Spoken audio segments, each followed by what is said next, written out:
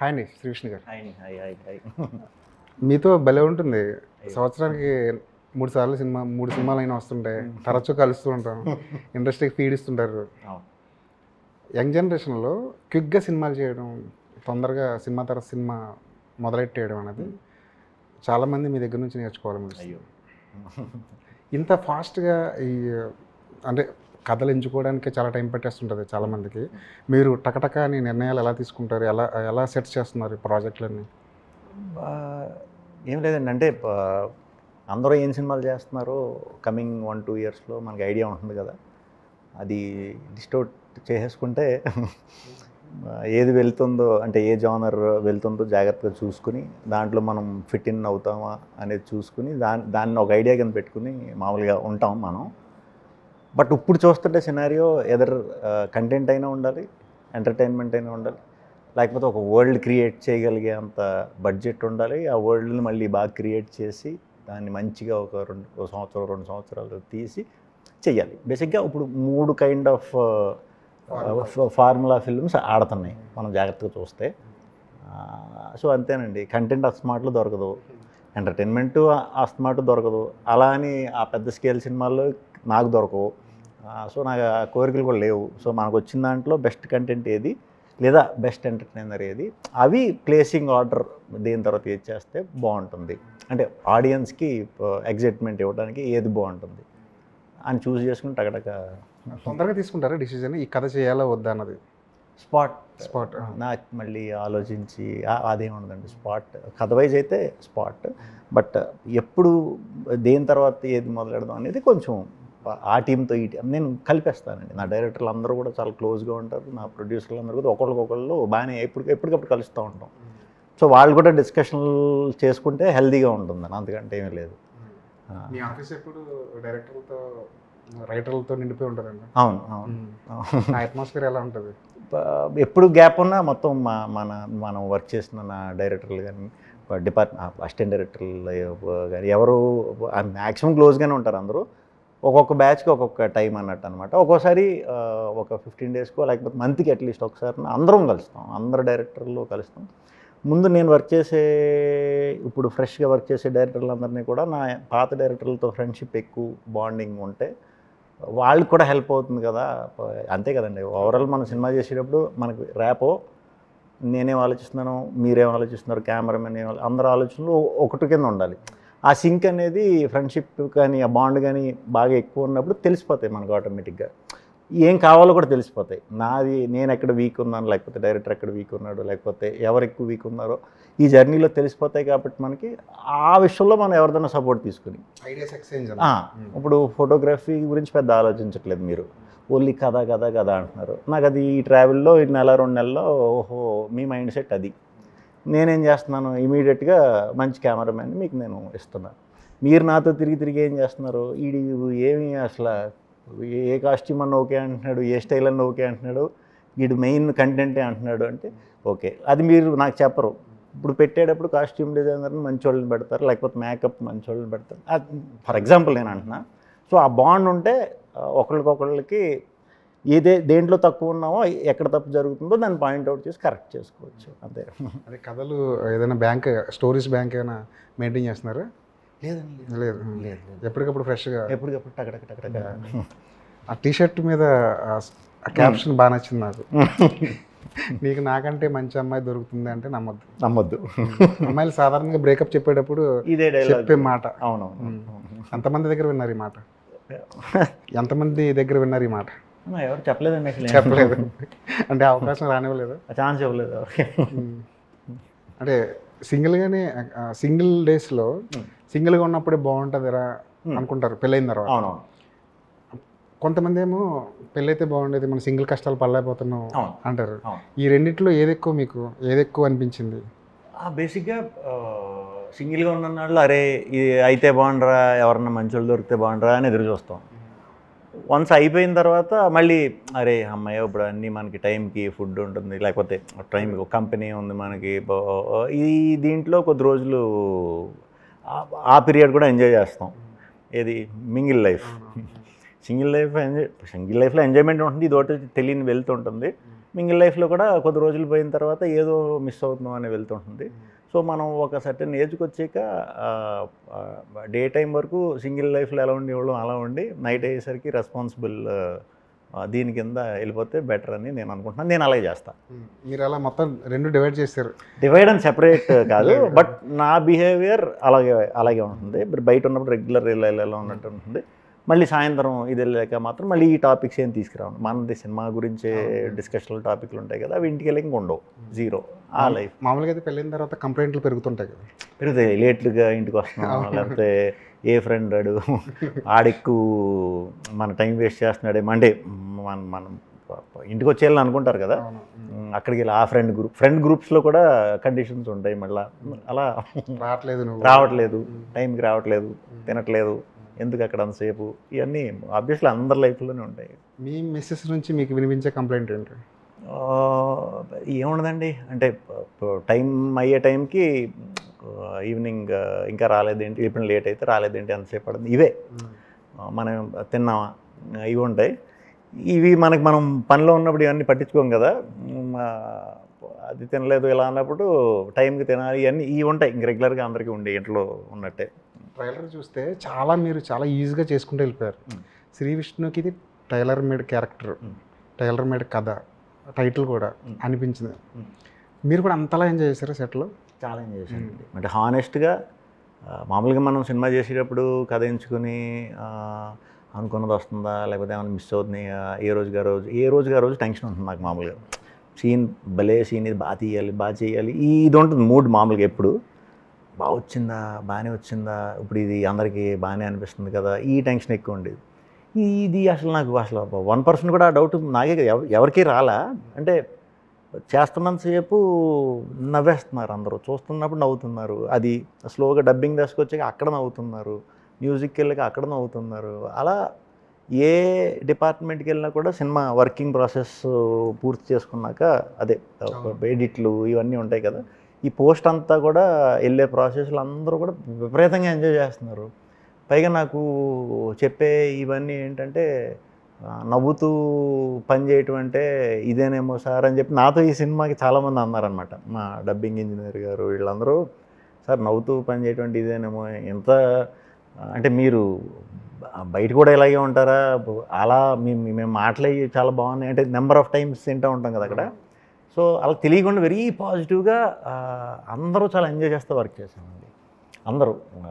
అసలు ఒక cinema for example cinema ఇప్పుడు ఒక ప్రొడ్యూసర్ చూస్తున్నారు, ఒక రెడీ అయ్యింది ఒక స్టేజ్ వరకు, ఇప్పుడు ప్రొడ్యూసర్ చూస్తారు, లేకపోతే ఎవరో చూస్తారు అన్నప్పుడు మనకి చిన్న టెన్షన్ ఇలాంటివి ఉంటాయి మామూలుగా అయితే. అసలు ఇది అవునా చూస్తున్నారా, చూసినంటే ఫోన్ చేస్తారులే అనుకునేవాడిని నేను. మామూలుగా ఇప్పుడు ఇక్కడికి జరుగుతుందంటే బయట మన వాళ్ళందరూ తిరుగుతూ ఉంటారు కదా, అలా మన సినిమా చూస్తున్నారని ఇప్పటికీ నాకు అలవాటు. మనం తీసేసిన తర్వాత ఫస్ట్ ఆడియన్స్ ఎవరు చూస్తున్నారో ఏమంటారని బయటే తిరుగుతా, ఇప్పటికీ అలవాటు ఉంది. ఇది అసలు ఇదే లేదు, చాలా రహస్యం. ఇంక మరి ఏమన్నా అక్కడక్కడ రైటింగ్ బాగాలేదని, లేకపోతే ఈ ఫుల్ స్టాప్లు కామాలు సరిగ్గా పెట్టలేదని, లేకపోతే లైన్లు గీయలేదని అలా ఏమన్నా మార్కులు తగ్గుతాయేమో, కానీ మ్యాటర్ అయితే మాత్రం పర్ఫెక్ట్గా రాసాం. ఈ సినిమా చూస్తుంటే, ట్రైలర్ చూస్తుంటే situational comedy, dialogue oriented comedy, ఈ మీమ్స్లో దీంట్లో కనిపించే కామెడీ, ఇన్స్టాల్లో కనిపించే కామెడీ, ఇదంతా కనిపిస్తుంది కదా. ఇలాంటి కథల్ని డైరెక్టర్ చెప్తున్నప్పుడు జడ్జిమెంట్ చేయడం చాలా కష్టం. చాలా కష్టం. అవును, ఏది నమ్మారు మరి, ఏం నమ్మారు? బేసిక్గా నాకు ఆ సెన్స్ ఉంది, ఆ సర్కాజం బిట్వీన్ ఫ్రెండ్స్, ఆ కైండ్ ఆఫ్ ఎంటర్టైన్మెంట్ సెన్స్ నాకు ఉందండి బేసిక్గా. ఈ కథ దొరుకుతుంది అనుకోలేదు నేను, ఇలాంటి కథలో ఒక క్యారెక్టరైజేషన్ ఇలా దొరుకుతుందని అనుకోలేదు నేను. భలే అంటే పెద్ద కథ కాదండి, పెద్ద కథ కాదు. ఒక సింగిల్ గడి జీవితం ఒక సంవత్సరం చూపిస్తాం, మహా అయితే సంవత్సరంన్నర చూపిస్తాం ఈ సినిమా జరిగే పీరియడ్, అంతే కదా. బ్యాంకులో ఉద్యోగం చేసుకునేవాళ్ళు, కొత్త ఏ ట్విస్ట్లు లేకపోతే ఫైట్లు ఇవి ఏముండవు, జస్ట్ రెగ్యులర్గా కుర్రాళ్ళు, ఒక 2 కుర్రాళ్ళు బ్యాంకులో పనిచేసుకునే 2 కుర్రాళ్ళు బాగా సెట్ అయ్యాక చూసుకుందాంలే అనుకునే మైండ్ సెట్ ఉన్న ఇదిగా చిన్నప్పుడు ట్రై చేశారు, వర్కౌట్ అవ్వలేదు. నెమ్మదిగా ఏదో చదువుకోవడం కూడా ఏదో జస్ట్ పాస్ అయ్యారు, బ్యాంకులో మొత్తానికి ప్రైవేట్ బ్యాంకులో ఎక్కడో జాబ్ కొట్టేశారు. ఇప్పుడు వెయిటింగ్ ఏంటంటే దొరికితే అయిపోతుంది కదా లైఫ్ అన్న దశలో నుంచి మొదలెడతాం మన సినిమా. ఈ ముందు స్పూన్ ఫీడింగ్లు ఎంత ఉండవు, ఇదే ముందు స్టోరీ, అందరికీ తెలిసిన స్టోరీ కాబట్టి ముందు ఏం జరుగుతుంది ఏంటి ఈ కైండ్ ఆఫ్ ఈ ఫీడింగ్లు ఏమి ఉండవు, డైరెక్ట్ ఇక్కడే స్టార్ట్ చేస్తాం.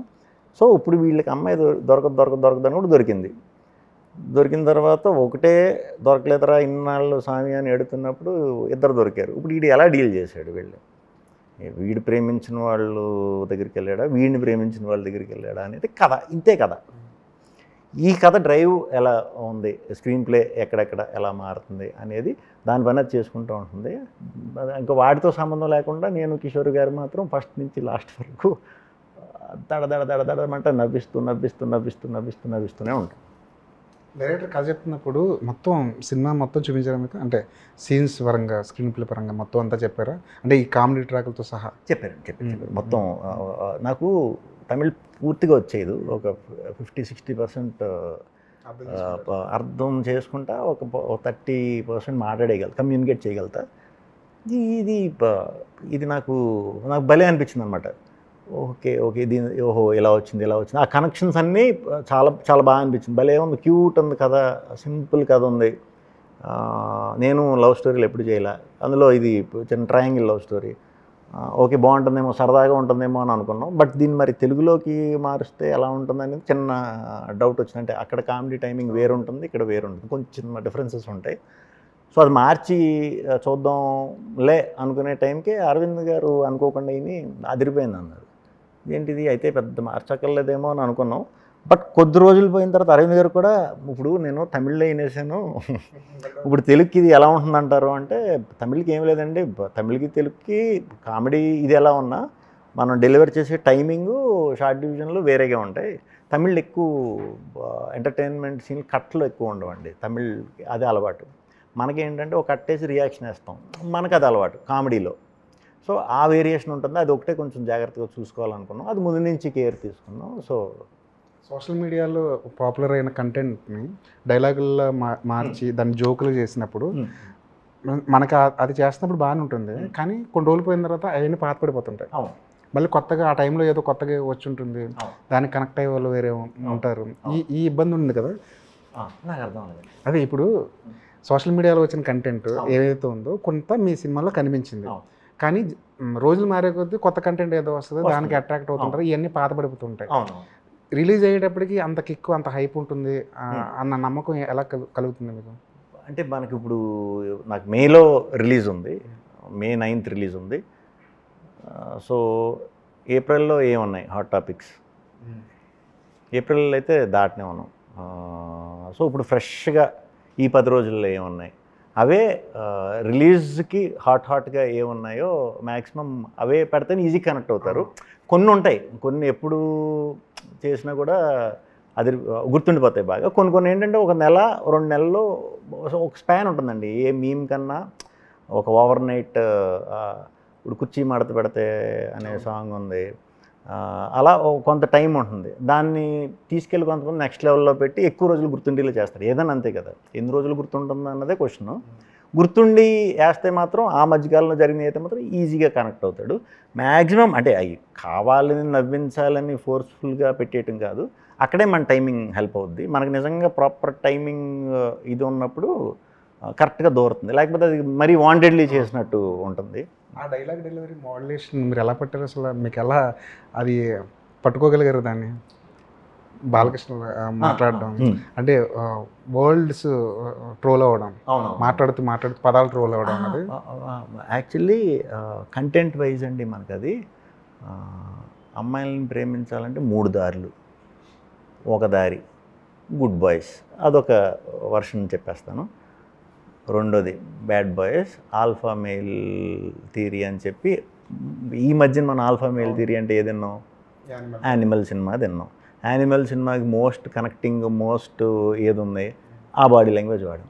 తర్వాత ఆడవాళ్ళని ఏడిపించేటప్పుడు ఎలా రియాక్ట్ అవ్వాలనే దానికి మేము బాలయ్య బాబు గారిది వాడి అది అయిన వెంటనే ఫినిషింగ్ మళ్ళీ చిరంజీవి గారిది ఇస్తాం దానికి.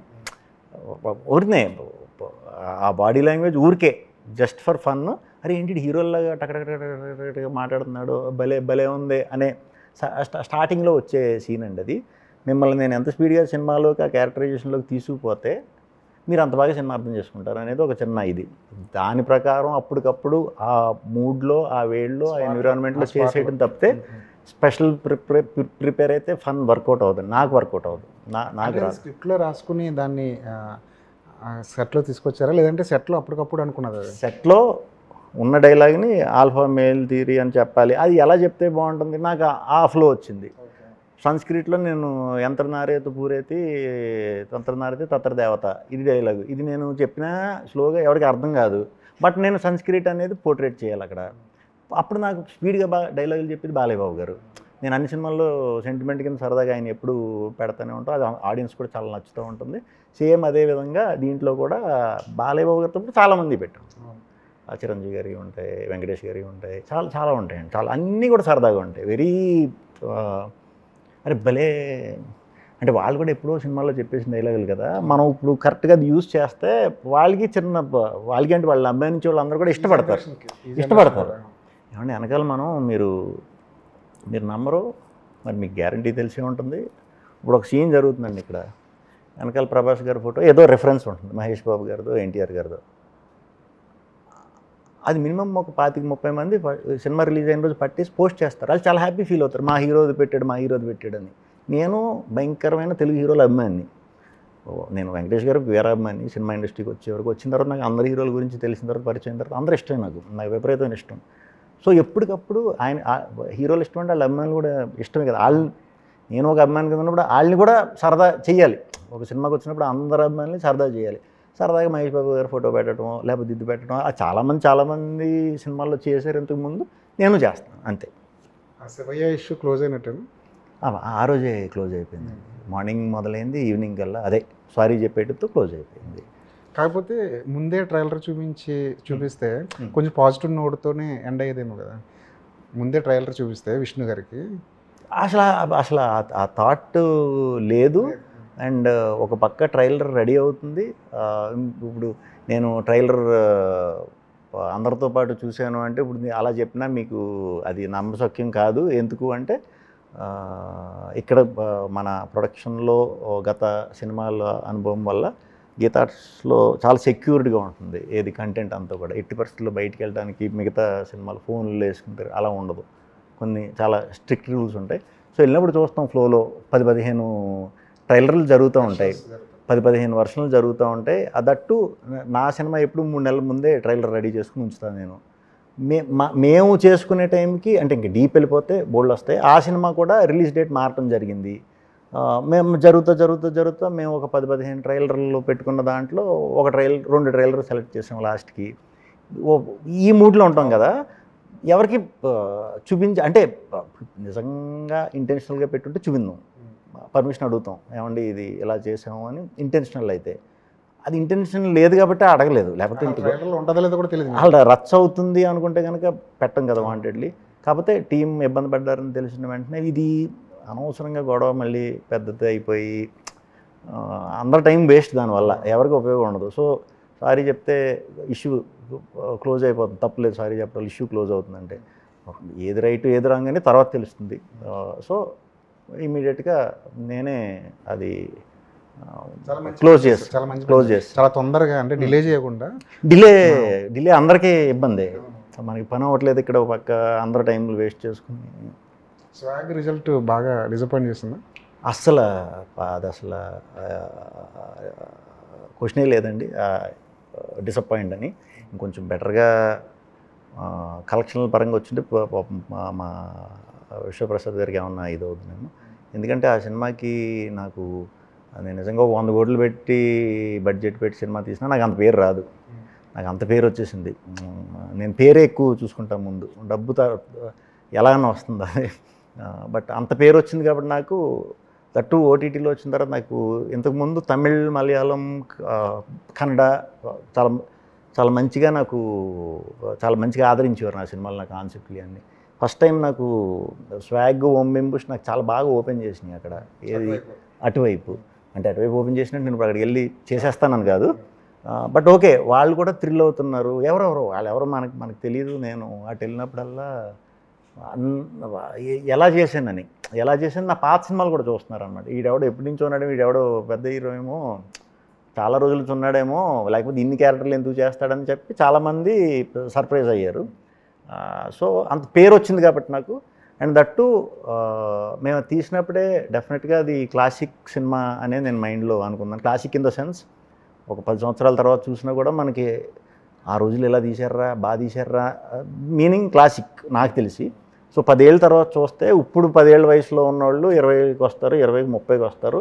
వీళ్ళందరూ వెనక్కి తిరిగి 10 ఏళ్ళ తర్వాత చూసుకున్నప్పుడు ఆ రోజుల్లో 5 క్యారెక్టర్లతో 10 ఏళ్ళ తర్వాత నేను చెప్పేది ఇలా చేశారా అప్పటికి అర్థమవుతుందండి. అది ఒక ఫార్ములాలో చేసిన సినిమా, అది ఒక ఫార్ములా చేసిన సినిమా అది. సో నాకంటే అది డైరెక్టర్ బాగా చెప్తాడు ఆ ఫార్ములాలు అని. సో అది 10 ఏళ్ళ తర్వాత తీయాల్సిన సినిమా ముందే తీసేసే ఉంటారు. ముందే తీసేసామంటే ముందు లేకపోతే ఈ 10 ఏళ్ళు ఎవడో తీసేస్తాడు కదా, మన గొప్ప ఉండదు. అదే ఆ కాస్ట్యూమ్ డ్రామా కింద, లేకపోతే ఒకే వంశవృక్షం కింద. బెంగాల్లో మనకి ఒక సినిమా ఉందండి వంశవృక్ష అని. అంతే కొంచెం ఈ టాపిక్ ఎత్తుకున్న సినిమా అయితే అక్కడ ఒకటే ఉంది. అక్కడ తెలుసు కదా మనం మంచి అంటే ఆర్ట్ ఫిల్మ్ అనేసేవాళ్ళు ఇదివరకు, ఇప్పుడు అలా అనం, ఇప్పుడు అవే కంటెంట్ ఫిల్మ్స్, ఇదివరకు ఆర్ట్ ఫిల్మ్స్ అనేవాళ్ళం. సో దానికి ఏంటంటే నేను ఓన్లీ అప్సెట్ ఏమయ్యానంటే ఆ సినిమాకి జెన్యూన్గా ఆడియన్స్లో 100 ఎప్పుడు డిఫరెంట్ సినిమా చేసినా నాకు ఒక 50% అర్థమయ్యేది కాదు చాలామందికి. కాకపోతే నాకు మంచి మంచి రేటింగ్లు వచ్చి పేరు వచ్చేది, ఏది మన సిటీస్ వరకు, యూఎస్ వరకు. సో అది అలవాటే నాకు. అందరూ తీసుకోరు నేను చేసే సినిమాలు అంటే కంటెంట్ డిఫరెంట్గా ఉన్నప్పుడు అని అనుకునేవాడిని. కొద్ది రోజులు పోయిన తర్వాత ఇప్పుడు అప్పట్లో కూడా ఉండేవాడు ఎగ్జాంపుల్, ఆ సినిమా టైం వచ్చినప్పుడు క్రిటికల్గా సూపర్, సిటీస్ వరకు సూపర్, కాకపోతే కిందకి వెళ్ళేది కదా, అది కొత్త కదా, నేను కొత్త కాన్సెప్ట్, అది అహెడ్గా చేసేసిన కాన్సెప్ట్లే, నీది నాది ఓకే కదా అన్ని ఆల్మోస్ట్ అన్నీ నాకు ఎక్స్పీరియన్స్ ఉంది. డిఫరెంట్ సినిమా చేసినప్పుడు ఎలాంటి అప్లాజ్ వస్తుందో నాకు తెలుసు. ఇది ఆడియన్స్కి అది దట్టు నేను సామజవర్గం తర్వాత చేశాను. సో సామజవర్గం తర్వాత ఏమైపోయిందంటే ఎంటర్టైన్మెంట్ ఎక్కువ చేస్తానని ఎక్స్పెక్టేషన్ ఒకటి పెట్టుకున్నారు. ఆ ఎక్స్పెక్టేషన్తో వచ్చినప్పుడు కామెడీ కంటే కూడా నాకు ఎక్కువ కామెడీ అనుకుని వచ్చినప్పుడు కన్ఫ్యూజ్ అయిపోయారు ఆ క్యారెక్టర్లు. మేము ఆ సినిమాని కరెక్ట్గా ప్రాపర్గా కూడా రిలీజ్ ముందు ప్రిపేర్ చేయలేకపోయాం. సో అదొక మిస్టేక్. బట్ పేరు వచ్చిందండి, మంచి ఎక్స్పీరియన్స్ వచ్చింది. నేను ఎప్పుడు డబుల్ యాక్షన్ కూడా చేయలే, 5 క్యారెక్టర్లు చేశా ఒకే ఫ్రేమ్లో, కష్టపడ్డాం. సో అది మంచి ఎక్స్పీరియన్స్, హెల్ప్ అవుతుంది. దాని నుంచి నేర్చుకున్నది ఏంటంటే, అంటే మనం అనుకున్నట్టు అవ్వనప్పుడు బాధ ఉంటుంది, 100% ఉంటుంది. బట్ ఇప్పుడు క్రికెట్ మ్యాచ్ ఉందండి, వాళ్ళు మ్యాచ్ ఓడిపోతాం, బాధపడతాం ఆ రోజు, నెక్స్ట్ మానేయం కదా, మళ్ళీ పొద్దున్నే షూ వేసుకుని వెళ్దాం, ప్రాక్టీస్కి వెళ్తాం, అంతే. అది ఇంట్రెస్ట్ ఉన్నన్నాళ్ళే ఇంకా ఏ రోజు ఆ రోజే క్లోజ్ చేసేయాలి.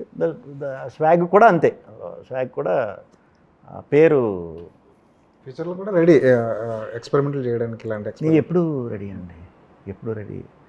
మనకు కామెడీ ఈజీ కాదండి, కామెడీ చాలా కష్టం.